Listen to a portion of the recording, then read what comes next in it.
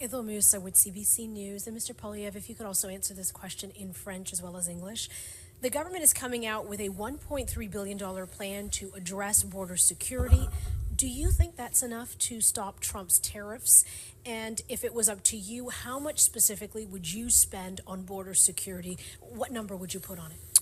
Well, you ask a classically CBC question, which is how much money can you spend on a problem? Well, that's the wrong question. That's exactly the question Trudeau has been asking for 9 years. It's the reason he's doubled our debt while making everything worse. You know, for example, he spent $80 billion on housing affordability. Well, how'd that work? He doubled housing costs. He spent $60 million on his gun confiscation.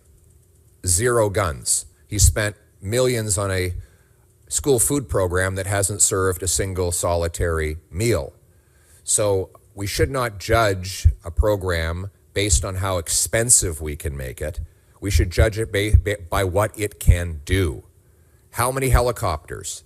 How many drones? How many boots on the ground? That's the question I will be asking when I'm Prime Minister. And how do we deliver it for the lowest possible price to taxpayers? Wouldn't it be nice if we had a Prime Minister who said, we secured the borders, we put more boots on the ground, we stopped tons and tons of fentanyl from traveling back and forth, we arrested the terrorists, we shut down the organized crime, we reduced gun crime, and by the way, we did it with less tax dollars.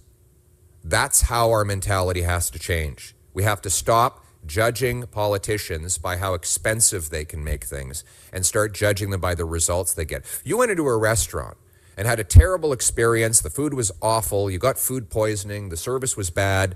You wouldn't walk out and say, but it was great because it cost me $1,000. And because it's the most expensive restaurant around, it must be the best. No, we judge the meal by the food on the plate and the service that delivered it. That's how I'm going to run a common sense conservative government. Next question.